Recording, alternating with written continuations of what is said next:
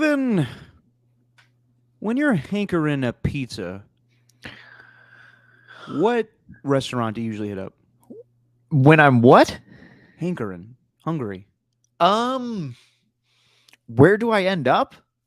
What place do you call? It's a variety of places down here. A place called Bebo's is where we normally go. Oh, Bevo the mascot from Texas. No, Bebo, Oh, Bibo. huh. Yeah, So, Bebo's New York pizza. so the question is, you usually go local. Correct. Do you ever feel the need to go chain? Every now and then, yeah, of course. Okay, so when you go chain, what places do you usually call upon? Oh, well, that's a different one. Pizza Hut is one that we go to because Jesse's obsessed with the stuffed crust. So Like it's Nick all. Sirianni. Is that him? So the reason I bring this up is because and just your opinion, man, Stephen Langford, Derek Papa. Yeah, so Nick Sirianni in his press conferences always talks about how, I guess not always, but the last 2 weeks during the playoff games, when he's reviewing tape on the opposing team that he's going to face, Uh-huh. he's mentioned that he's had pizza, him and the Mm. coaches. So they decided to have, I guess, when they were watching the Giants tape, they wanted to have some Pizza Hut stuffed crust pizza. And then this past week, I guess he had a talking to because the NFL does not sponsor with Ooh. Pizza Hut. Uh-oh. So and the Eagles don't sponsor with Pizza Hut, and the official sponsor of the NFL and the Eagles is Little Caesars. So he has said he got Little Caesars. Ah, good on him. I know. Little Caesars is totally how do I put this? Disrespected. I think Little Caesars is fantastic. Okay. And I don't fault you. I don't hate on that. They're hot and ready's, they're good and go, and it's cheap. I loved it in college. But to be a good pizza place, you got to deliver. I guess you could say that. Yeah, but Little Caesars is no, good. No. That's the whole point of a pizza place. It's not the whole point. It's the appeal. Well, okay, but what about Papa Murphy's? They don't deliver? No, they do a little take and bake. You deliver it yourself. You make it yourself. It's not good for my namesake. Why not? You got to deliver. That's the whole point. I mean, like you got to have good pizza, but okay, like, Papa Murphy's is like unbaked. That's the whole point. It's not cooked. Oh, wait a minute. You're talking about like grocery store pizza? No, I'm talking about take and bake pizza. Papa Murphy's take and bake, son. Oh, you got to make it yourself too? Well, you just got to put it in the oven. It's not like you're making it, but yeah. That's too much. It's not too much for how cheap it is. I mean, it's not that cheap anymore. Yeah, Ernie, I agree. It all pizza has gotten too expensive. It really has. It's unbelievable. And DoorDashing pizza, like the delivery fee, forget about it. Like, no, that costs way too much. You'll end up paying like $40 for a large pizza. You know what's actually slept on is my favorite pizza when I was a kid, and maybe still to this day. Not my favorite, but a good option to go to. DiGiorno. Chuck E. Cheese. Oh, what? No. Chuck E. Cheese is by far the worst pizza.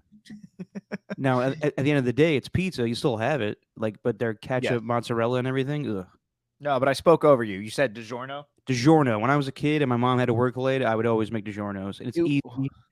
And it's so appetizing, though. What? The way that it looked was so appetizing.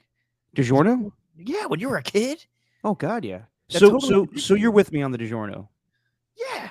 A lot of people hate on it, because it's like, oh, frozen pizza. I'm like, it's better than what are the options? What are they? Tombstone and the Red Baron. Good. All good choices. Yeah, but the DiGiorno blows them out of the water. Well, I'm also a fan of the Safeway pizzas. They may not be anything, but the Safeway pizzas, they're like $7. The chicken, onion, garlic one. Oh, you talking about the big ones, or like the little ones they put in the little plastic tubes? No, the big one. Good little slices. They have like little calzones ready to go. The Safeway Select ones. Yeah, but those calzones. Select. Huh? They have little calzones that you can pick up too. Oh, well, I don't know about the calzone. I haven't had the calzone. Next time you're at Safeway, a good Safeway, they have Oh, them ready to go. it's a good Safeway. There are good Safeways and bad Safeways. The Safeway in Oakland that I go to, not great. I probably can say the same for the one that I'm like looking back here as if like you understand which direction, but literally like right behind me there's a I thought Safeway. you were looking back because the people that work there may hear you, Yeah, yeah, yeah. But no, like it's a 10-minute walk down the street, so I'm there all the time. but not good. I wouldn't say it's a good Safeway. I wouldn't classify it as a good Safeway because there's other Safeways around which are better and have more selection of things that I need. The best Safeways are the ones that have those minute burritos ready to go. Yeah. Well, Jesus. The reason that the reason that you think a grocery store is good because of their calzones and their minute No, burritos. it has to be that their pre-ready food is good to go. Mm, Because like when I go grocery shopping, I gotta get stuff that I can make meals with, but also it's good to have like stuff that's like ready to go so I can have lunches for a couple days. mm.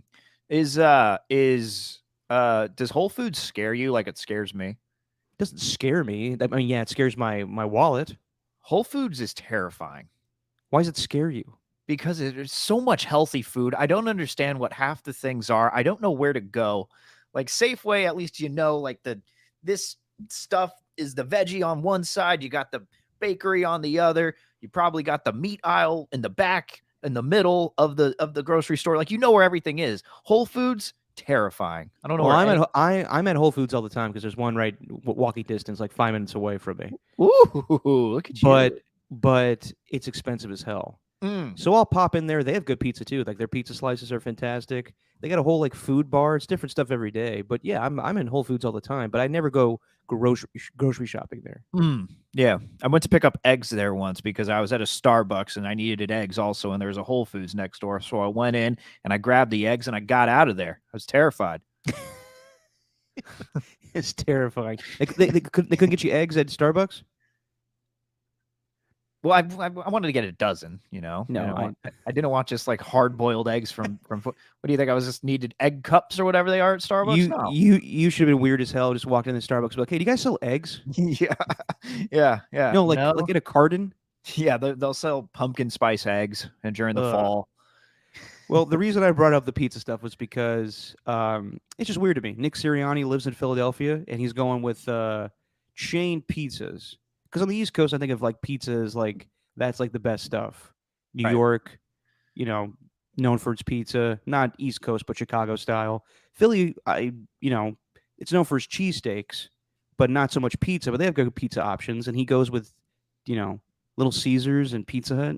Yeah, yeah, it is an odd decision, but coaches are going to coach, man. It's going to be. I wonder what type of. I don't know if Little Caesars is going to help for their matchup on Sunday, but we'll see. New Haven, Connecticut was a place I heard had really good pizza. Mm. That's something that's popped across my Twitter timeline. Is all of a sudden this love for the pizza of New Haven, Connecticut. Like it's like New York is no longer the American capital for pizza. Mm. Do you Yeah. like New York style or Chicago better? I'd say New York. I don't know. I just like I like the more thin crust where you could fold it, eat it while walking down the street. You can't go wrong with either style. I even like Detroit style, even though Detroit has its own style of pizza, which is weird to me. But it's like the four, like the squares. Where? Yeah, deep Yeah. dish. Well, not deep dish, but No, is it but deep dish? deep dish is Chicago. Right. Okay. Gotcha. Never mind. Sorry. But yeah, like if I'm doing pizza in the Bay Area, I like to go Zachary's because they do fantastic pizza, Chicago style pizza, and they do what else we got? Round Table, Ascona's if you're in Danville, You know, or Primo's. I like Chicago pizza because like it's pizza. After all, it's At the end of sauce the with day, it's pizza. cheese. At the end of the day, it is pizza. But I do find myself afterward like not enjoying it as much or craving it as much as like a New York style. Like the New York style I could eat every day. Like a Chicago style I can eat once, I mean by I don't know, like once a year, I'm good with eating just Chicago style pizza. I don't need it Yeah, more than once a year, you it's a know? lot. It's a lot. Have you ever seen Jon Stewart's rant about Chicago style pizza? I have not. You should watch it. It's just hilarious. He's just like, it's not a pizza. It's a fucking casserole, It's facts. It really is. but it's There- tasty. it's a tasty casserole, but sometimes it can be too much. Who was it? I thought you were going to go with someone else. I saw someone, who was it? I think it was Marlon Humphreys, who said that all pizza is the same. No. Yeah, he tweeted that out. He said, I'm paraphrasing here, but he doesn't really understand. He doesn't understand like why pizza lovers get so defensive, because he's like, it all tastes the same, every single one. That I sounds like a disagree. guy who's out of the playoffs and needs stuff to talk about. It sounds like a guy who's played in Baltimore for a really long time. Yeah, I don't know if Baltimore's known for their crab cakes, but not their pizza. Crab That's not what cakes in Maryland football. does. Crab cakes in football. It's not pizza in football. So what would he know? Exactly. Let's get to football though. Where's he from? I mean, like, I Marlon don't know. Humphrey? Yeah, I'm just like, I don't know. I want to see if he's from like a pizza town. Probably not. Hoover, Alabama. So yeah, exactly. I don't know, but I Yeah, disagree in the fully South, with his pizza's take. the same. That's just it's objectively wrong, Exactly. I agree. Marlon. Let's talk about these games. Pizza. We talked enough pizza. Oh, So, what'd you think of the Niner game? what did I think of the Niner game? Well, I mean, I don't know if the reaction to it is kind of funny, because like, just people are really angry that nobody's giving the 49ers credit, and I get why. But I can't help but think, like, when I think back on that game, Niners played well enough to win, Purdy, got away with like that big interception from Trayvon Diggs where they had the opportunity. But like, I just think that the Cowboys did not play a perfect game. Like, as we said the weekend before, it's like this team needs to limit all the mistakes. You can't have penalties, which they did. I think they had like 7 of them. You can't have these dropped interceptions, which is what happens a lot, and that happened. And they just did not play a clean game, and Dak Prescott looked terrible. And that's really where that's kind of what I'm thinking of when I'm thinking of like which 49ers I give credit most to. It's really like the pressure that the defensive line got early. I think that rattled Dak for the rest of the game. Like, I really did. I don't think like Dak just wasn't, whenever he stepped up in the pocket, he kind of looked like Derek Carr, to be honest, when Derek Carr's off his game. It's like steps up in the pocket, kind of throws it like almost with his full arm extended, and it almost gets intercepted. It happened multiple times. It could have been a lot worse than a 2 interception game for Dak. So I give them a lot of credit. Brock Purdy stayed composed, and oh gosh, who else? And then George Kittle. George Kittle was awesome in this game. So yeah, when I think about this game, I don't know, just defensive battle. And I thought it could have gone either way. Yeah, I thought that the Niners had a gritty win. They won it with defense. They won it with the running game more in the second half, in the fourth quarter, with more Elijah Mitchell than Christian McCaffrey. But for the first half and maybe a little bit of the third quarter, they were slamming the run. I thought they had a good game plan. From the jump, not like, we were waiting for Brock Purdy to have to win a game by himself. Or not by himself, but where he was going to be throwing the football and not feel comfortable with, check down to McCaffrey. Dan Quinn, knowing Kyle Shanahan, paid off a little bit. They had, Micah Parsons in coverage, and he was on McCaffrey or he was on Debo in the flat. So yep. I thought they had a good game plan. I think it was exactly what you said, Steven. Dak Prescott did not play well. I thought they were going to have him run a little bit more, and I think you're going to see that a lot come Sunday with Jalen Hurts. Yeah. But when Dak did want to move, he was successful at it. That 4th and 7 or whatever it was, 4th and 6, where he ran for the first down. Yeah. I think the Niners, they're a great defense. I'm not taking anything away from them, but they do struggle against mobile quarterbacks. And if Dak would have run a little bit more, I think they would have had more success. Yep. They did struggle a little bit covering CeeDee Lamb, but I thought God, I can't say his name. Diamador Lenore. Diamador. It's Door. Not Nor. Diamador Lenore. I know, but every time I think I'm saying it wrong with Door, Commodore. Think Exactly. Commodore. Diamador. Diamador Lenore had a interception, and Fred Warner had a good interception too. Yeah. Just Dak made terrible mistakes. Yep. Um, and that's something that the Cowboys need to think about for the long term future. Is Dak's a pretty good quarterback, but is he gonna rise above playing against great defenses? And I think a better quarterback would have won that game. Brock Purdy looked like a rookie, and I don't think that's a negative thing. I think it's just the first time that he looked uncomfortable a little bit and didn't play his best ball, but still was composed, and he didn't have any turnovers. And I think that's still a fine game, solid. That's all. That's like that's all you can ask from a rookie in a playoff game. I've seen worse. I've seen Ben Roethlisberger and other quarterbacks playing in their first game as a rookie or a Right. playoff game as a rookie just totally crap their pants. But Yeah. Brock Purdy stayed poised and collected. So Yep. I think that it was just the Niners defense just playing better than the Cowboys. And Yeah.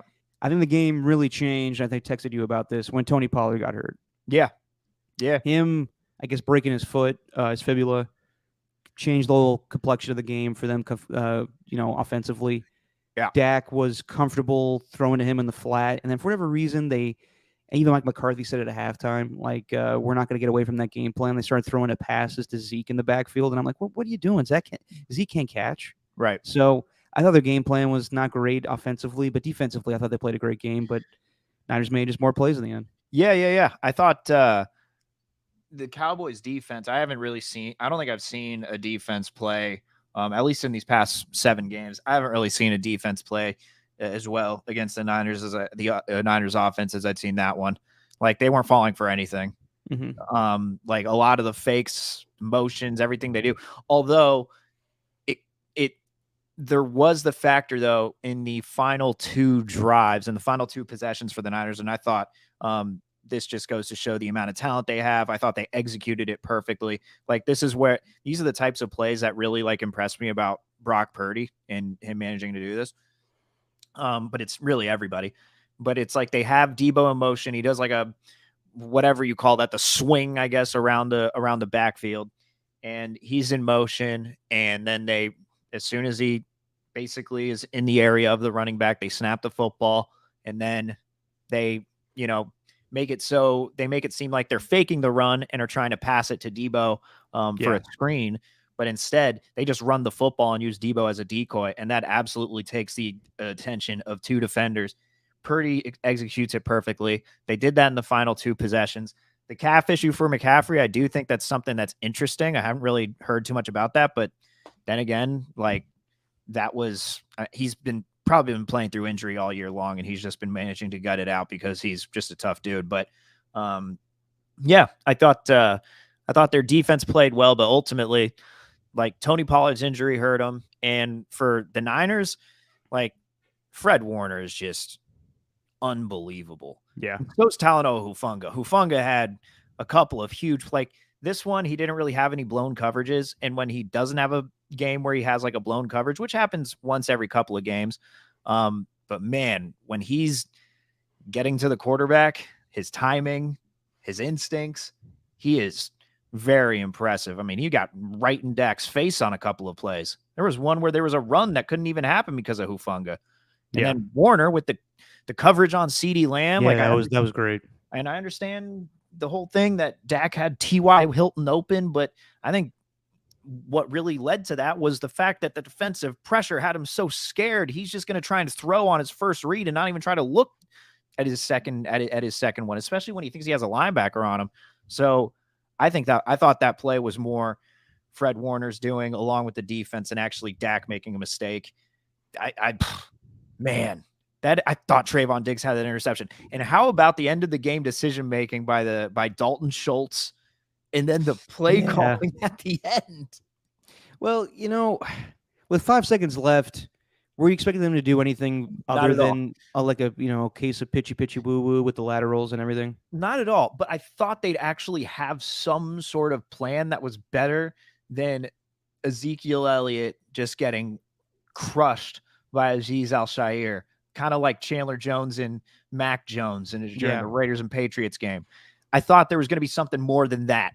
I was watching with anticipation. Like, I really was. I was like, what are they doing? What what is their plan here? Is this something special they've been working on? Like, I think Greg Olson said it on the broadcast, who was fantastic, by the way. Oh, Whatever I said, he's been great the whole season. whatever the radio host from last week that I mentioned, whatever he said, yeah, he was dead wrong. Greg Olson was awesome on this Oh, no, broadcast. he's fantastic. But he mentioned like the Cowboys have run this play. So I was like, ooh, this is going to be interesting. And then he snaps the ball, and then you kind of realize, oh yeah, he's a blocker now. Well, I doing? I kind of get it for the idea of having Zeke not eligible as a receiver on the play, but he's eligible to have a lateral thrown to his way. So you'd have no offensive lineman on the field. You're just playing with a bunch of skill guys. And that sounds good on paper, but exactly what we saw was he got blown up, and then Dak had no time to throw the pass at all. Yeah. So, and even Mike McCarthy in the post game was just like, yeah, I don't know what the hell that was. But like, I really didn't they had 5 seconds left. What yard line were they on? They were on their own 24. I mean, nothing at that point was going to save them. So I like the creativity, but it was just kind of stupid. No, it was just dumb. And another thing that stood out though was the the fact that Wisnowski pinned him on their 6-yard line at the end of the game. That was huge. Like seriously, that makes a world of difference, because said that you're at the 24, but in the end they got 18 yards downfield, and if they're 25 yards upfield, and let's just say Dalton Schultz doesn't make that mistake where he's running backwards out of bounds and the clock's still running. Shout out to Charvarius Ward for knowing the actual rule, other than the guy on offense. But how valuable is having a good kicker? Yeah, but I don't think that came into play. What do you mean? He scored 13 of their 19 points or whatever. No. What I meant was with Brett Maher missing an extra point. Yeah, I'm more talking about Robbie Gould, though. No, I mean, good defense, a running game, and field goal kicker is recipe for good wins sometimes, especially when you have a rookie quarterback. But yeah, I mean, everybody made a big deal about Brett Maher this week. Yeah, that first kick was going to miss by a lot, and it was blocked. But he was fine after that. Yeah, he was fine. Just weird having Jerry Jones go onto the field beforehand and try to give you a pep talk like that. I need you to make this. Can you imagine that? I think someone tweeted it out. It was exactly what I was thinking. I wish I would have tweeted it. I'm really pissed. But he said something along the lines of, yeah, Jerry Jones going onto the field. That'll calm him down. What do they think would... It costing me a lot of money here. Seriously. Yeah. Yeah, I mean, it was just one team being composed for a 60-minute ball game, as the other ones just being used to the situation and just not rising to the expectations. Yeah. Cowboys have not been to the conference championship since 1995, so everything they did was just what they usually do. And yeah, I thought the Niners played a great game. I thought that defensively they were fine. They didn't let any big plays happen, with the exception of CeeDee Lamb for like a big catch here or there. But I mean, the big thing was George Kittle helping out Brock Purdy. That one bobbling catch he had didn't lead to anything, but he was solid for most of the game. That was the matchup that didn't favor the Cowboys. That led to the touchdown, didn't it? No, it didn't. Yeah. That 33-yarder? The one off his head? That didn't lead to a touchdown. Yeah, it did. What are you talking about? What are you talking about? I'm going to look it up right now. Yeah, Purdy, deep pass to George Kittle for 30 yards. Wait, hold on. Yeah, touchdown. 8 yards, 2 yards, sack. Sorry, this is terrible. Oh, yeah, you're right. Yeah. Oh, shit. You had me nervous for a second. I thought I've been wrong all week. I've been saying all my... No, I've been wrong all week. I've been telling everybody in my my show notes that didn't lead it to anything. I've been saying on my reports all week that catch led to a touchdown. Well, good to know that it did. Yeah. Well, never mind then. That was a huge drive. Like the thing is, like with the Niners, man, they are so good on capitalizing on just everything.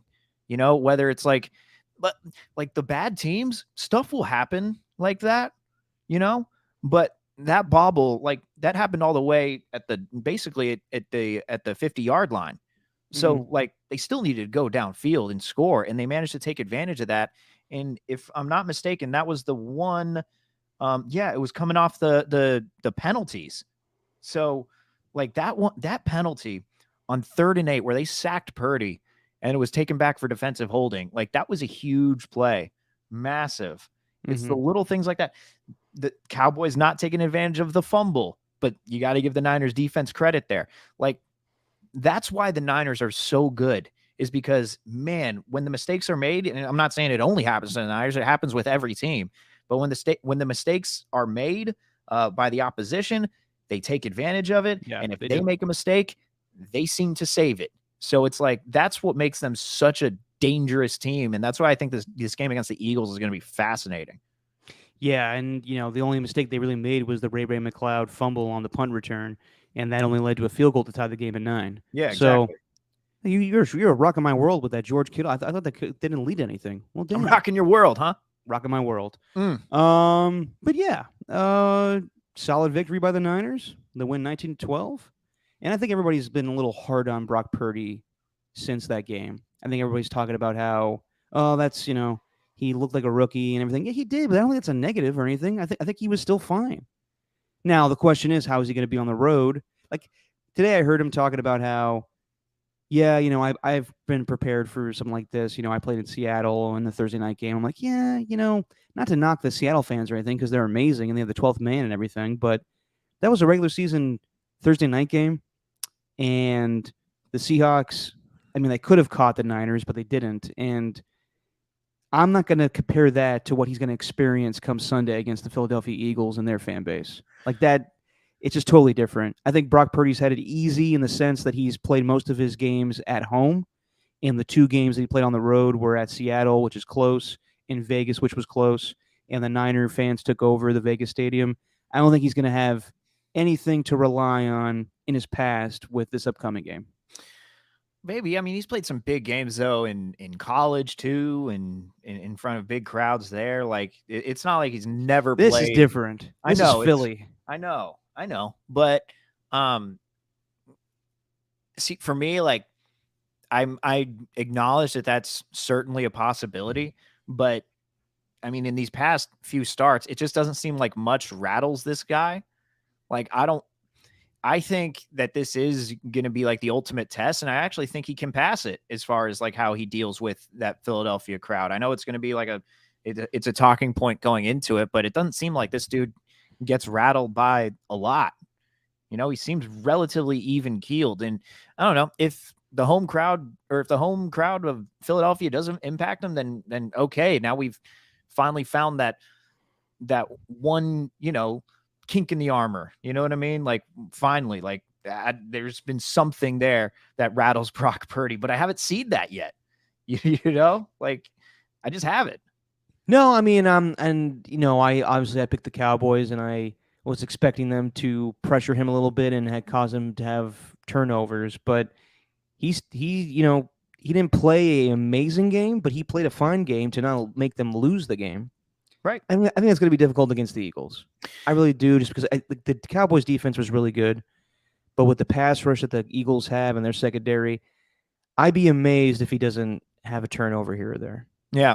Well, I also toward the end of the game, it was a little different because Shanahan, he ended up relying on the pass when he needed to. Like he ran the football a lot in those final 2 possessions, but also he trusted Purdy a little bit. It was the first time at the end of the half, I mean, where Shanahan coached him like he coached up Garoppolo when he didn't trust Garoppolo. And that was the half where they scored the field goal. They let 20 seconds just right off the clock. It's they just let the clock run down. So I get that, but I think he also wanted some time. Like he wanted to make sure that the Cowboys didn't get the ball back at all. Right. And so it makes sense. But also it's because he felt like the Dallas defense was getting the better of Purdy. Like that's but then why throw? Huh? So here's how it went down. Right. So it went, the Fred Warner gets the interception. Let's see here. So then he throws to Deebo Samuel. So they let time run down after the Debo Samuel run for 8 yards. Then McCaffrey runs for 1 yard. Then they call a timeout.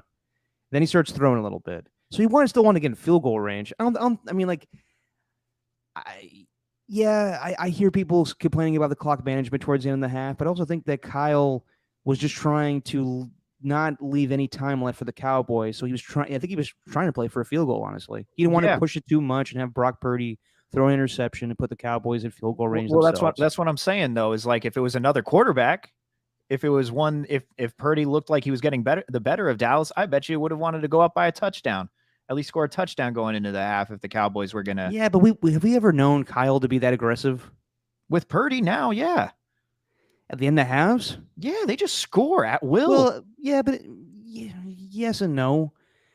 I I thought a little bit like that's the usual Niner offense that we see Yeah, this because past week. with Jimmy Garoppolo, but not recently with Purdy. Like this is the first time I've seen him do this with Purdy.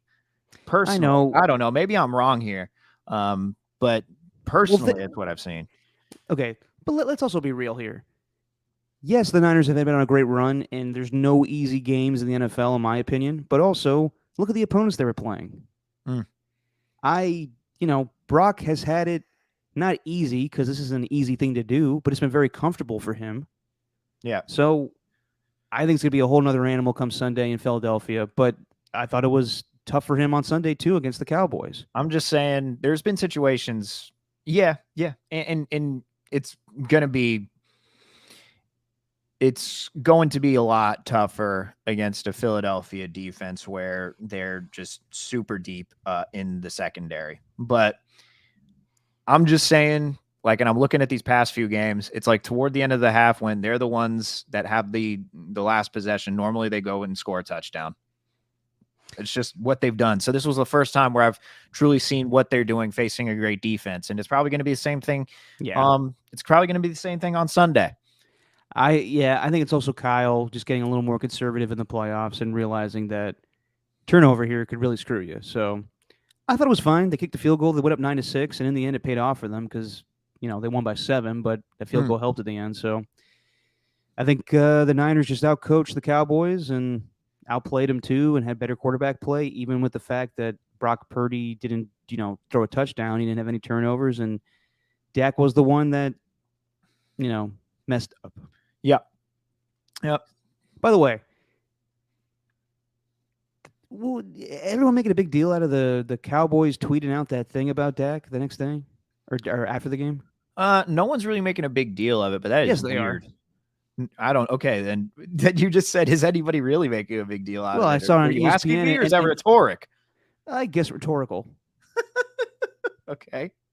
Well, it's just like people. I don't like team Twitter pages just because they're so like overly positive, and it's like when you suck, you suck. You should acknowledge that. I don't think there's anything wrong with acknowledging that Dak Prescott made mistakes in that game. Kind of weird of a team Twitter account to do it though, because you're just promoting your team. You can let everyone else, do the critiquing. Yeah, but also you're not going to sugarcoat it. Well, it's not their place to not sugarcoat things. It's not their place, but also I can't stand when, a team loses and the Twitter account goes, "Oh, we'll get them next time." You lost. You sucked. Acknowledge it. Jeez. Okay, that's fine. We live in the real world, Steven. Acknowledge the team lost, but you don't have to critique your players and then also acknowledge that you've been this way for the past few seasons. And then whatever the other ones were, like I thought that just sounded like it read like an employee who knows their job is over and they just said F it and just started, it'd be something like you would do if it was your last day and you're just like, hey, let me run the social media. That would be you. That's exactly why I agree with it. Yeah. Because that was me when I was in charge of tweeting out updates for 95.7 The Game during the Warriors' loss in Game 7 to the Cavs. I didn't even tweet out the final score because I was so mad. Yeah. I remember, I think I tweeted out something along the lines of, all right, 2 minutes left, and then Warriors are down. If they want to look back on this season and have good memories of it. They need to get their act together. I remember JD being like, "Calm down." It's facts. It's facts, but also I should have been put in that position to tweet that because I'm This not a is social also true. media guy. This is very much true. No, I should not have been in that situation because I had too much on the line. And also, that's what that read was like a Cowboys fan was just upset with the situation. Right.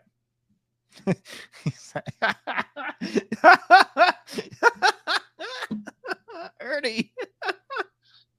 That's way deep inside radio. How does he even know that? Yeah, Ernie, how do you know that? Ernie How just do you- tweeted, "Is that why 957 the game didn't let Derek work his last day?"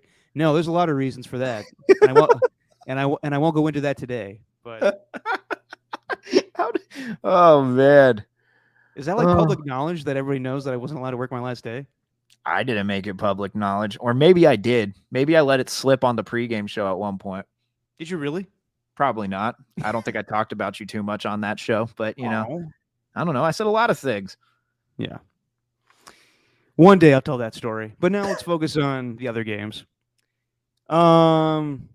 Chiefs skate by with Mahomes.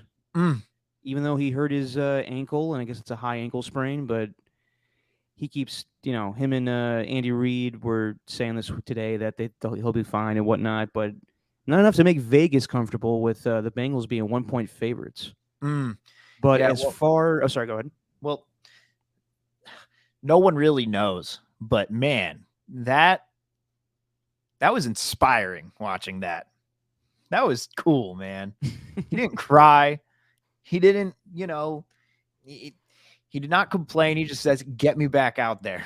Get me back out there." With Now, his of hair all flowing. the times to have your mic'd up, that's where we should hear that.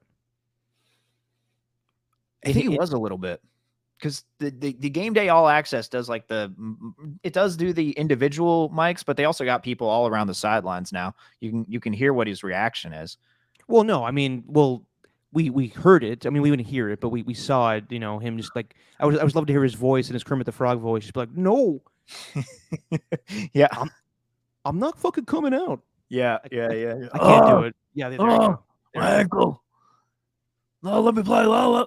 Every time he's at the line, when he's like calling a check at the line, I don't know. 90. I don't know what he's saying. Like, but he does do it's a blue 80. The blue 80. Blue 80. I was really not to be confused with Aaron Rodgers' Green 19. Yes, dude. I made a joke once about the face mask wearers on, when the first season during the pandemic. And I think it was the, who was it? Yeah, on the Colts, it was Frank Reich who was wearing the face shield. And I said, Phillip Rivers has a special cleaner for it, and he calls it Green 19. Anyway. But anyway, where was I? Chiefs, Jags. Yes. I totally lost my place. It was an inspiring performance, you said. Yes. And when Mahomes is going through his checks at the line, sometimes the way that he sounds, he'll go, la, la, la, la, la, la, la. That's all it sounds like he's saying. I'm a bath bomb guy. like it just does it. Like, glug, glug, glug, glug, glug. It's like, Yeah. what? What are you saying right now? It just sounds like he's just not even saying words. He's just making noises. I don't know. Yeah, no, I thought it was a great performance by him. And interesting of how Andy Reid was going to handle that situation, because it was obvious he was hurt. And he was limping around. He couldn't even get handoffs done properly. He was hopping around after that. So Chad Henne came in for one drive, and he looked solid. Or actually played another drive where were going to the half. But then Patrick played the rest of the half, and he played fine, and he had that one touchdown throw where he was on one leg. I don't think it's going to be enough for him to be healthy for this upcoming week, but, the defense stepped up. May have been a different game if Trevor Lawrence delivers on that pass. It wasn't his fault by any means, but that perfect pass to Christian Kirk that fell to the ground. You mean the overthrow? Yeah, everyone's giving Collinsworth shit for that. Like, it wasn't an overthrow, but yeah, things happen. That was a dime. It was a dime, but also like Collinsworth, he's bound to make a mistake here or there. Everyone Yeah, chill out. Everyone's quick to jump on broadcasters. it's Just true. relax. It's true. All right, I'll get to my Tony Romo rant at the end of the day. Why did he screw up something in the Bills Bengals game? Not really. He's just I don't think it's him. I think I think they've diluted what he does. I think they've told him to dial it back. 100%. I don't know if we've talked about this in the past, but he used to be great. Yeah. When he debuted, I thought he was a little much because he'd be like, "Oh, Jim, whoa," but he was insightful in the way that he would see things before the play started, and most of the times he was right. But I guess some producer has told him dial it back a little bit, so now he's just ripping jokes, and it's not good. Maybe teams asked him to not do that. Yeah, maybe. Because there was times where he's just straight up calling out the Raiders plays. It was like when Marshawn was in the backfield, he'd just be like, kill, kill, kill, run to the left. Here he goes. It's just like, Yeah, but that was only that. Not only that, he called the whole AFC Championship game drive with the Patriots and Chiefs. He was calling, "Oh, this is gonna be a throw to Gronk right here," and it sure was. yeah. Yeah. So I don't know. That's the rant over there. But back to that Chiefs Rant over. back to that Chiefs Jags game. Yeah, I think the Jags had that. The Jags were kind of playing with house money. I don't think they expected to even get to the playoffs. Yeah. And they had that mindset of a team which is like, okay, we lost, but like next year's really our year. I Yeah. think the 4 teams that are now in this in this championship, in this conference championship, I don't think these 4 teams have that mindset at all. I think these 4 teams have that mindset of Super Bowl, that's it. Like they don't have this mindset of, oh, we're just underdogs here. We're just happy to be here. Like this isn't how it is. These are the 4 best teams in the NFL, and they all deserve to be in this position right now.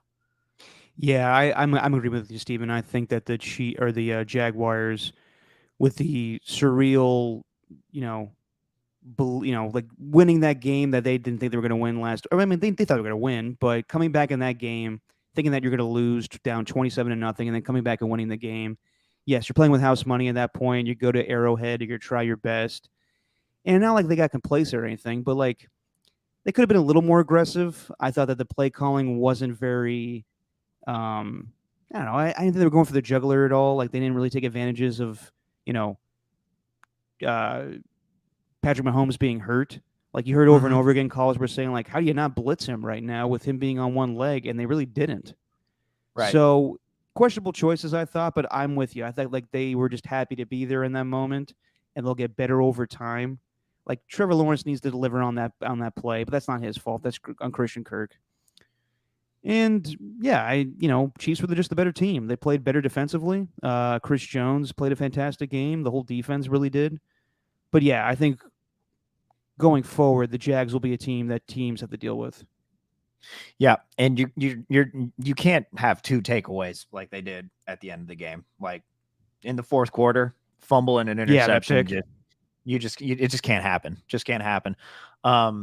But yeah, the Jags will be back there, and I do believe that. I think we're seeing a guy like in Lawrence. I was thinking about this during the game. Like, I don't know what's going to happen with the Bills. The Bills, we'll get to that, but like I had in my mind as I'm watching these quarterbacks, it's like, yeah, we'll probably see Burrow, Allen, Lawrence, Mahomes, and then take Herbert? take Justin to Herbert. I mean, who else in the AFC am I forgetting? I mean, if Lamar Jackson stays with the Ravens, you're probably most going to likely see those first 4 teams, maybe give or take one of them, but it's most likely going to be 3 out of the 4 teams that were in the divisional round for the AFC. Yeah. They're probably going to be around for the AFC playoffs for a very long time, give or take. Dare I say maybe even Deshaun Watson? Maybe. He didn't look good at all this year, though. No, he didn't. But I mean, like the talent he has, and if he comes back to what he used to be, but that's asking a lot of him. Yeah. Yeah. No, I'm with you, Steven. I think that for years to come, we have a good quarterback class in the AFC. We were actually talking about it today on the show. Who's the best quarterback in the NFC going forward? Jalen Hurts, The best And quarterback in the NFC. Uh this like young quarterback. oh, young quarterbacks. Well, there aren't any young quarterbacks really. That's what I'm saying. Like it's just probably Jalen Hurts. You could make the case maybe Daniel Jones, but who knows about his future with that team? Everybody's getting older. Brady's probably going to leave. Rodgers sounds like they may trade him, but Yeah, he's older.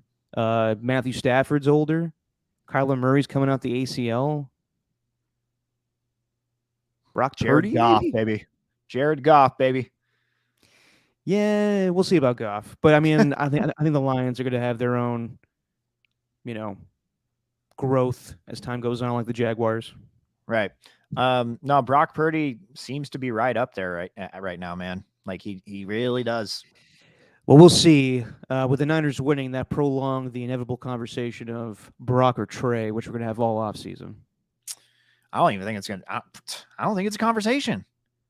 I know you don't, but it will be. I know it will be, but I don't think it will be. Like, So, okay, let's say hypothetically that I don't think it will be, but I don't think it should be. Okay, let's say hypothetically the Niners lose this weekend. Okay. And Brock throws 4 interceptions to the Eagles. Any doubt in your mind where you're like, okay, he's definitely he's the starter next season, or oof, he did not play well in that game. If he does, if he's the reason why they lose this game, if he's like 90% of the reason why, if you're a quarterback, you throw 4 interceptions, you're probably the reason why you lost this game. Then maybe you go into the offseason thinking that Lance can possibly win the starting job. But I think Purdy is the starter next season. I think it's his job to lose next season already. You probably are right, but I think that Trey should be given the opportunity to at least compete. Yeah. I mean, that'd be kind of foolish but I don't want to have this conversation now. It'd be foolish to have him. It'd be foolish to have him not try to compete because you traded that draft capital to get him, and it's a lot of waste there, and you're paying him a lot. So don't pull a John Gruden there, Jesus. They do need to, but I just don't think that it's gonna be just that close. I don't know. No, I'm with you, and I think that's Kyle wants Purdy more than he does Lance, but I will say that there are limitations with Purdy. We saw that interception he threw against the Raiders. What happens if he has to complete a 3rd and 20 to win the NFC Championship game? He's going to deliver that pass? Don't know. If it's a screen, maybe, yes. If it's a deep pass, I don't know. I don't know either. Yeah. It's a whole conversation for the offseason we'll get to someday. I guess it is barring what happens on Sunday, though. Or not. I think so. I mean, on Sunday, yes and no. I think regardless, I think it's going to be a competition next season. I don't think Jimmy's back. I don't think Tom Brady's coming to the Niners. I think it's going to be Brock versus Trey no matter what happens on Sunday. Yeah, Brock versus Trey. And then, I don't know, maybe draft another quarterback in the late rounds in the 6th or 7th round and just keep him as a 3rd stringer. No, maybe 6th or 7th round. You can live with that. Yeah, they could probably find a veteran as a 3rd stringer. There's a lot Josh out Johnson. There. Josh Johnson is true. Solid. Let's go to the other game that happened on Saturday night. Eagles and Giants. I think this was the Giants that you were expecting to see against the Vikings, right, Steven? Yes. Yeah. I mean, I think that the Vikings defense just wasn't very good towards the end of the season and wasn't very good for most of the season, and they let Daniel Jones do his thing. And whatever that thing was a week ago did not show in this game. He was pressured for most of the game, did not do much. The Giants later on had a running game to speak of, but early on they were down by so much they didn't even attempt to do it. Jalen Hurts looked fine. He, ran around more than he did in the last game in the regular season against the Giants, but I still think he's favoring that shoulder a little bit. Like when he was getting tackled, he didn't want to land on it. Yeah. But I thought running game was good. Defense was good. A.J. Brown looked a little upset that he was not incorporated in the offense as much, but when you're kicking a team's ass like that, you don't really need to. So I thought it was an utter domination by the Eagles and Nick Sirianni with his antics on the sideline. I like it. I think it's fun. I enjoyed the hell out of the 2 sound bites I really enjoyed this past week was in the Chiefs-Jaguars game where the ref had his mic on Yeah. too early, and he said, "Everybody, shut up." Yeah. And then Tarico goes, "Oh, okay." and, and then in the Eagles and Giants game, where you can hear Sirianni on the sideline being like, "I know what the fuck I'm doing. I'm allowed to be down here." Yeah. And he's like looking at the camera, like jumping around, like he's a Philly coach. But I was texting you like he's a meathead, no doubt. He's a meathead. I'm seeing it more, but he's probably the most genius meathead I've seen in quite some time. He was really funny, and it's entertaining when they're winning. You know, it always looks better when the team's winning, and when they were dominating like that, he had every right to be acting however he wants to be acting. Like this dude, I mean, this dude was chastised when he first got the job just because of an introductory press conference where he stumbled through some words and it's like, who is this Sirianni guy? And he sounded like me doing the podcast. Well, yeah, he sounded like you trying to pronounce Diamador Lenore. Jesus. But the Eagles just looked so composed, man. They just looked really good. I don't know.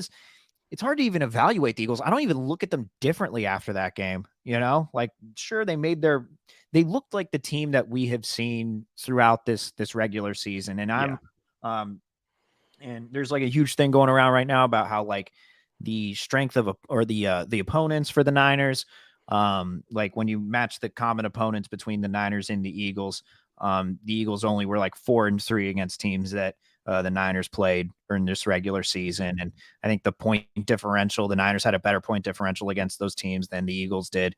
And I understand all that. But the regular season, just gauging the way that just gauging teams from the regular season and what they've done during the regular season, like I don't know if I can just say, yeah, that's who they are. Like it's different circumstances every single week. You know what I mean? There's always layers to that. The numbers are certainly there in the favor of the Niners, but there's always layers to it. I'm sure there's layers to it that Eagles fans can probably enlighten us on. You know, if we call them out for that. But the Eagles just looked like the second team in the NFC that deserves to make it to the championship. Like that's what they looked like against the Giants. I thought all season long, this Eagles team, they look like a team that's probably going to make the NFC championship. And they did. Yeah. 49ers, I thought they were a team that should make it to the NFC championship too. I really thought it was going to be these two teams. Everyone knew it was going to be these two teams. And Philadelphia kind of proved why they deserve to be in that spot with their performance against the Giants. Yeah, I think Philly showed that they're a better offensive team than the Niners, but I do think that they're evenly matched. As I think you can have two teams in a conference championship game. I think that yes, these are the two top teams in the NFC, and they were for most of the season. And we've always talked about, are the Niners as good as the Eagles? And we're gonna find out come Sunday. But I was thoroughly impressed with the way they played, and it just showed that the team down the stretch was just kind of sleepwalking a little bit, kind of ready for the playoffs. And they dominated. I think the Giants showed who they really were, but they'll get better too. But I think the Eagles who do you think has more talent? And this is a question we can ask for next podcast we do. But I think it's probably the Eagles just because they went a little more Rams from a year ago with fuck them picks and acquired like bigger names. But it's pretty even. It is incredibly even. Like everywhere that the Niners are strong, the Eagles are strong too. Obviously, the Niners have the stronger player. As far as on the defensive line, the Niners have the stronger player in Nick Bosa, but the two defensive lines, as far as depth, very comparable. And Hassan Reddick is fantastic. Hassan Reddick's fantastic. They have also Brandon Graham. Right. They have Fletcher Cox. They have Jason Hargrove. They have Hassan Reddick, but their secondary is great too, and they have Robert Quinn that they don't even use. They also have Adama Sue and Linval Joseph. Their defensive line, like while the Niners have the best defensive linemen, I think that the Eagles have the better defensive line and just the amount of depth they have, all the players they have. Yeah, that's what I'm saying. Is like I know the Niners have the defensive player of the year, possible defensive player of the year, but ultimately, the defensive line for them is stronger. I think, from a cornerback standpoint, like I don't think Jimmy Ward gets enough credit for what he's done this year as a nickel corner. But as far as just across the board, the corners overall for the Eagles, I think are better. I don't know. Choosing between Darius Slay and Charvarius Ward's a tough one. Like they're, it seems like Slay's a better player because he talks more. you No, know? but also like he doesn't give as much big plays as just Ward does. Right. But like at the same time, Chauncey Gardner Johnson, James Bradbury, like that's a solid secondary right there. I do give the leg up as far as linebackers go. I do give the leg up there Oh yeah. to the Niners. So there's no doubt. So different parts of the defenses, you know, I think that they kind of complement each other. And oh my gosh, we also forgot Josh Sweat too. Oh yeah, Josh Um, Sweat. and then from an offensive standpoint, I do think Hurts is the better quarterback than Purdy. I know that in the last Yeah. 7 starts they have the relatively the same numbers, but right now I just can't say that Purdy's a better quarterback than Hurts. From the running back spot, Miles Sanders is awesome. But Christian Boston, McCaffrey's better. but Christian McCaffrey's better. Kenneth Gainwell, I think, is going to be an underrated player in this game. I think that's going to number 14 for the Eagles. I think that's going to be an interesting one. I kind of paid attention to him in during the season because he was a backup running back for me in fantasy, and I saw him as like a sleeper pick, so I picked him up and kind of paid attention to him. And then you got Devontae Smith and AJ Brown. I ultimately think those two are better than Ayuk and Debo. Just straight up. I mean, I think Ayuk's been fantastic, but if I had to take between the two, I'd pick AJ Brown and Devontae Smith. And then George Kittle. George Kittle's awesome, but don't sleep on Dallas Goedert either. No. So the Eagles, they're very similar. That's why I'm so excited, man. They're very similar as far as the matchup goes. They are, and we'll get into it more whenever we do the next podcast. But I think that it's as even as it gets. And I think the interesting matchup we'll see come Sunday will be the Eagles' offensive line against the Niners' defensive line if they can hold Lane Johnson having his groin injury. But we'll talk about that more as the week progresses when we do the next podcast. As far as the last game on the docket, Bengals and Bills. It snowed, and the Bills had Damar Hamlin in attendance. And I don't think anything benefited the Bills in the end. I think that they were just outplayed, outcoached. I think that the Bengals were the better team. It happened on the first opening drive. Jamar Chase with a touchdown. That one touchdown that was overruled that came back where he was bobbling in the end zone. That's not fun. Like that should have been a touchdown too. Absolutely should have been. I didn't get where that missed at all. It's total beatdown. Total beatdown by the Bengals. Didn't expect it. Bills didn't show up. They did not, and everything was working in their favor. You could say that the Bills have more talent on their team, but I think that they have maybe the more composed quarterback. I think that Joe Burrow has just a coolness to him, and it's kind of like the Tom Brady factor or even Joe Montana factor. I'm not saying he's as good as those players, but he has just a calm demeanor and kind of cutthroat in his way. I'm just going to beat your ass down, and I love their reaction to them ruining the neutral site game and having to give all those tickets back. Yeah. Because they were probably pissed off about that, but also like it's business. You got to sell tickets, right? Josh Allen, when he scored that rushing touchdown and he got up in Jesse Bates' face, yeah, you could say that he's impassioned and whatever, but also I thought it was just him kind of having nervous energy. I thought the Bills kind of played with nervous energy the last 3 weeks. A lot of people said that the Damar Hamlin emergency was going to make them rally and be as stronger as a team, and I thought it would have the complete opposite effect, honestly. And obviously, everything is fine now with Damar, and he's home. But I thought they looked rattled the last 3 weeks since they canceled that Cincinnati Bengals game. I thought that their defense did not play well against the Patriots. I thought that they survived against the Dolphins, and they got their ass kicked against the Bengals. And I thought Sean McDermott did a fantastic job with handling that whole situation. But they did not look focused as a team since that happened. And it's not, it happens. It's, a freak accident and everything. But for what the expectations were with the Bills and where it ended, it's kind of a disappointment and a failure. I don't think you're going to have that opportunity again with having a home game like that, having the snow. Like it just baffles me that they're built like a dome team. I saw Joe Fortenbaugh tweet this out. They're built like a dome team, but they never take into account their weather. They play in the Right. snow. They never run the football. Their offense just to me seems like they just chunk it deep every play. Yep. I thought that Josh Allen kind of regressed this season a little bit. He had a fantastic season. He's in the MVP discussion, but he also had a ton of fumbles and interceptions. I don't Well, think.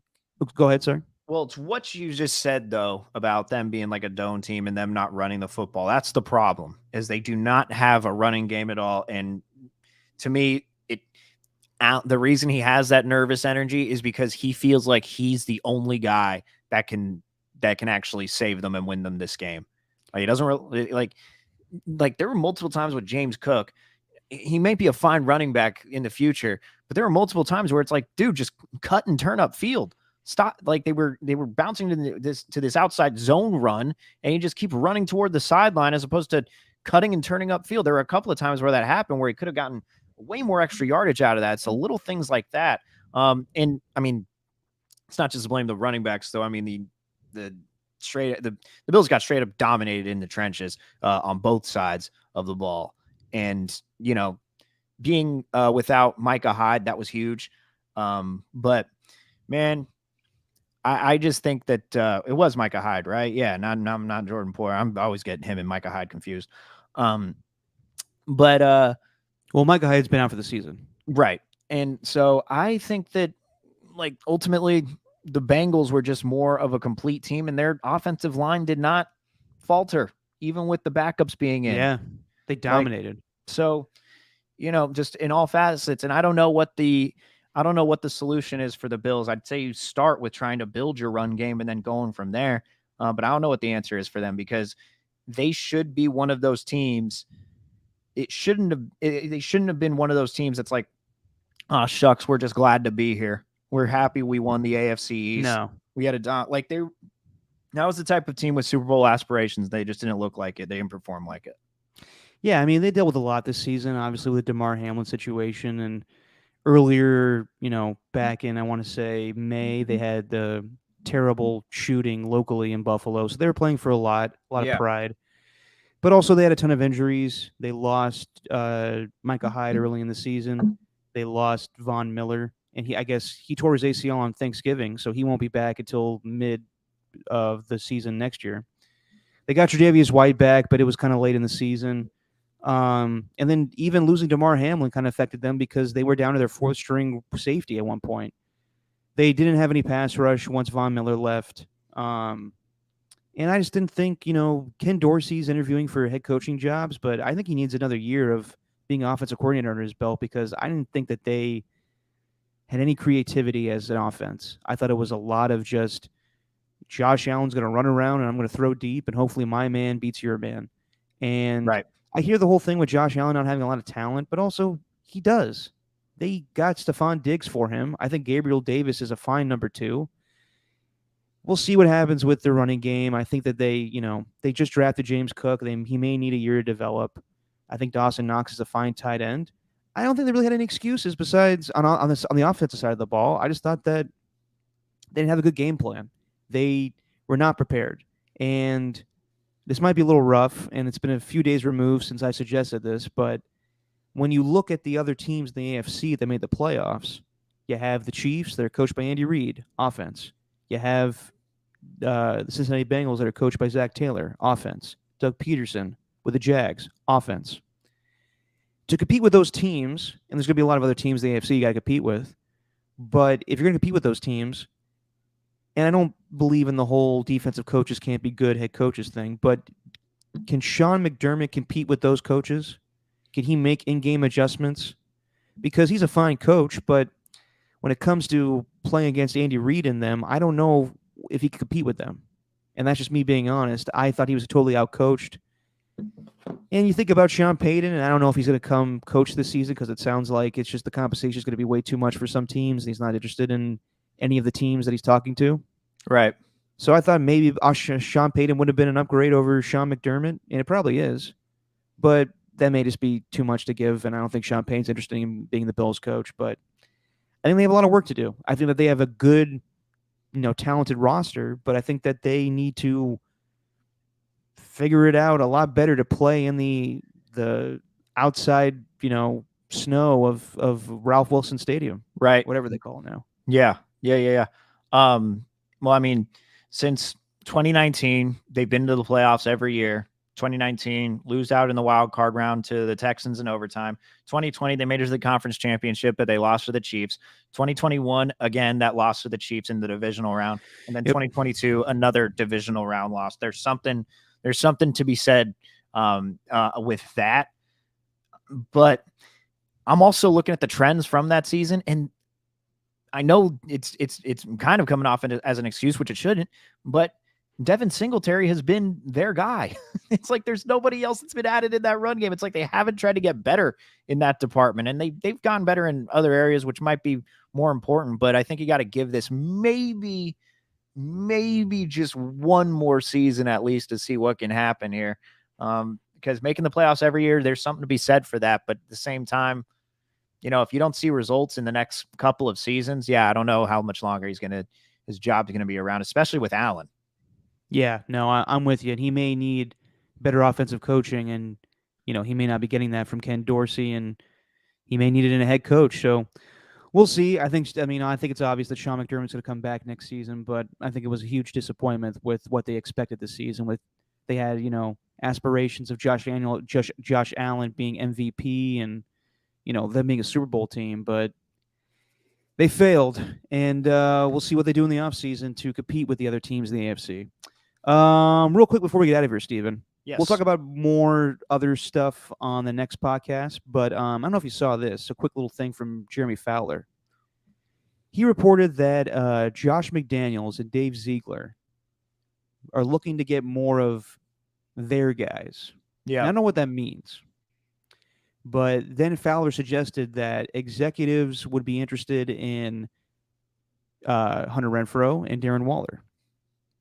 And if those guys are on the trading block, that is a huge mistake. And I don't think they are. I think it's just being thrown out there. But it's weird to hear always Darren Waller's name come up in trade rumors. And if they were to get Tom Brady, and we could play this clip of Jim Gray where he talked about his future on the Let's Go podcast. If Tom Brady is going to join the Raiders, I think he would want Darren Waller and Hunter Renfrow to be there. So I don't know how to take this rumor or whatnot. Like I said, I don't believe a lot of rumors until we actually get to the frenzy of the offseason. Right. But that being floated out there, I think is ridiculous. Yeah. I don't know how much stock to put into that. Like the way that it was worded was teams have come calling about Waller and Renfrow. Teams are interested. Well, of course they are. Renfrow and Waller are damn good players. And if they're hearing that McDaniels wants a culture fit, then that probably means those two guys are on the trading block. I don't know. Maybe the Raiders put him on there, but I do think I agree. I think that'd be a massive mistake. His contract doesn't really kick in until after this season. So they have him from 2024 through 2026. And like, I don't think that's worth trading. I think you got to keep that guy on your team. Renfrow, on the other hand, he's got one more year left on his deal. I think that might be a likely scenario. I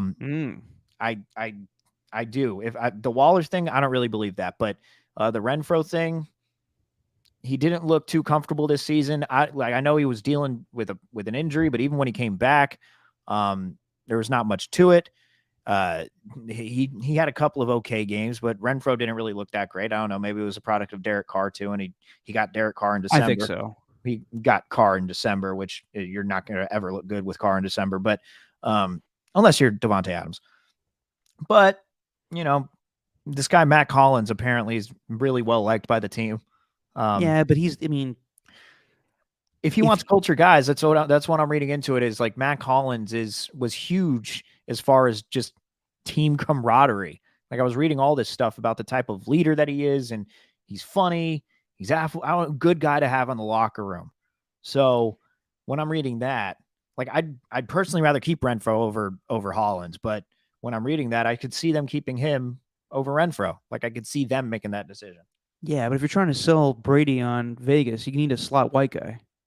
I guess. Yeah.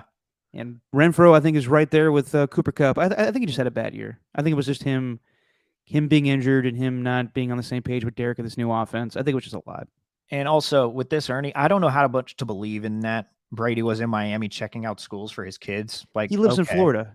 He lives in Yeah. Florida. He lives there, but also like this dude, they're divorced right now. Like, okay, he's checking out schools or kids in Florida, in Miami, but like that doesn't mean he won't just go away for however long. Like these guys, they don't always live where they play. Yeah. I think that's we don't need to know about that. We don't need to know about that. Has nothing to do with him playing football. No, it does not. It's Now, just like, hey, we have a house in Miami. By the way, whichever other team I'm going to, I'm going to get a house there. So whenever you can come visit whenever we find time. yeah. No, we'll see. We'll see. Speaking of Brady, do you have that clip from Jim Gray's podcast? Do I do? Give me Let's a just sec. listen to that real quick. It was funny. All Just right. And of course, Jim Gray always having to stir shit up. Tom, you're leaving everybody guessing. You said you'll take your time. Do you have any type of a timetable as to what you might want to do regarding your football career? Jim, if I knew what I was going to fucking do, I'd have already fucking done it. Okay? I'm taking it a day at a time. I sense you're antagonized by the question. You're scratching. It's only the question that everybody wants to hear. You're scratchy. I appreciate your asking. Thank you. Huh. I think that Jim Gray told Tom Brady to react that way, and he thought it'd be a good viral moment. I agree. It sounds rehearsed. Yeah, it does sound very rehearsed. Sounds like him asking LeBron James where his final decision is going to be, where he's going to play basketball in 2010. Brady doesn't sound nearly upset as Pete Rose was when Jim Gray was asking him questions. Yeah, 100%. Can I got to play one more for you. Go for it. And this is something where my two worlds have kind of collided here. And they kind of did when he was doing this with the Warriors. But Niner fans are taking something Stugat said very seriously. Is this the mayonnaise thing? Yes. And I can't believe. So what is this? So every year they do this thing called the grid of death, right? They pick football games each week. They pick one team who's going to win. If that team loses, they go to the grid of death, which has like a bunch of punishments on it. And they choose the punishments, which one they want to do. And they have to do the punishment during the show. Mm-hmm. And I guess they haven't done it. I haven't listened to the show in a while, to be honest. I haven't listened for quite a few months for a few other reasons. But I guess they brought back these punishments because they haven't, what's the word? They haven't honored them. Mm-hmm. And so I guess they started doing that today. It's obviously a long explanation, but I guess his punishment was he has to stick his hand in a jar of mayonnaise for 20 minutes. And the preface to this, as I just listened, I had to listen to the episode, or at least to the segment. And Lebitard's like, we need to create this character where you're just a hot take guy giving hot takes when he has a jar of mustard in his hand. We'll call you Hell Man, which is kind of genius.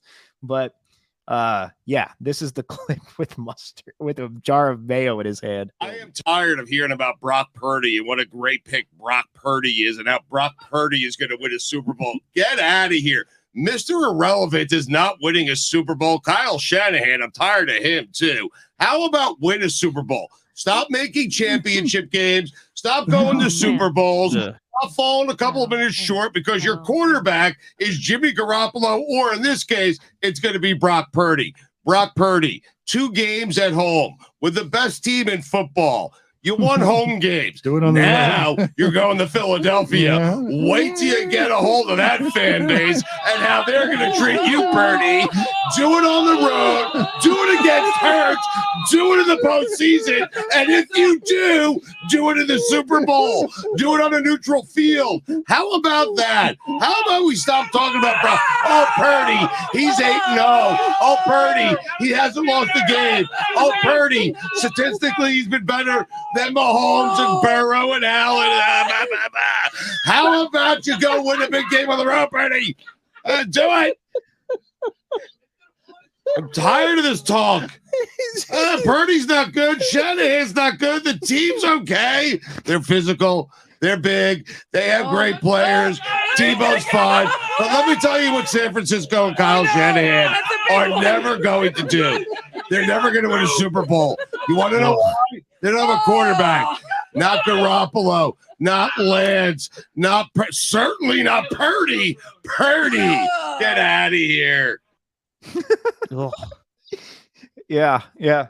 So It already wants me to put that in my coffee. Yes. Niner fans got really mad at that, though. Really mad. It's a joke. Do they understand that he's making fun of people like that? They do not know that. Context, people. It's key. And the funniest part was afterward, he said that if Jalen Hurts wins the Super Bowl this year, it would only be half a Super Bowl because he played all his games at home. It's like he's like, he'll do it on a neutral field, but you know what? That's half a Super Bowl. In order to get a full Super Bowl, you got to play on a neutral field. You got to play a road game. It's just, yeah, he creates all these rules and people don't get it. And that's kind of the whole thing is like they do these punishments. And then the idea is they'll do something stupid, which is going to garner headlines. And naturally, they didn't think like, oh man, the Niner fan base is going to go crazy if this happens. But they just said, give a hot take, any hot take. And that was it. Because whichever hot take it is, it's probably going to get that fan base really mad. And they're probably going to post it and react to it. I saw that earlier today. And with the fact that he had the jar of mayonnaise in his arm. Yeah. Said to me that he's probably doing a bit here. You all right? Yeah, Phoebe's doing this new thing where the cat's doing this new thing where she gets on top of the cabinets. Go ahead and do your thing. We'll end the show now, and you can take care of your cat. Unbelievable. Steven, should we do this thing Saturday? Yeah. Saturday's good. 9? 9's good for me. All right, we'll see you guys here. And we'll talk a little bit about the playoffs. We'll talk a lot about the playoffs with the conference championships. I meant to say I want to talk a little bit about you read this article? you get your cat, but have you read this article about Bob Myers? Yeah. We'll talk about that on Saturday because like I said last podcast, I think it's coming to an end. Maybe. But enjoy this this Warriors-Grizzlies game as what's the score right now? Come on, give me a score. 66-65 is what I got. I've had it on my phone the whole time. Yep, 65-64. Oh, you're behind. Oh, am I? God damn it. Yeah. You still have cable? No. YouTube TV. It's YouTube TV. I have YouTube TV too. I guess mine's just slower. Unbelievable. I know. All right. On that note, say what you always say, Steven. All right, man. It's just our opinion. Get off the damn cabinet.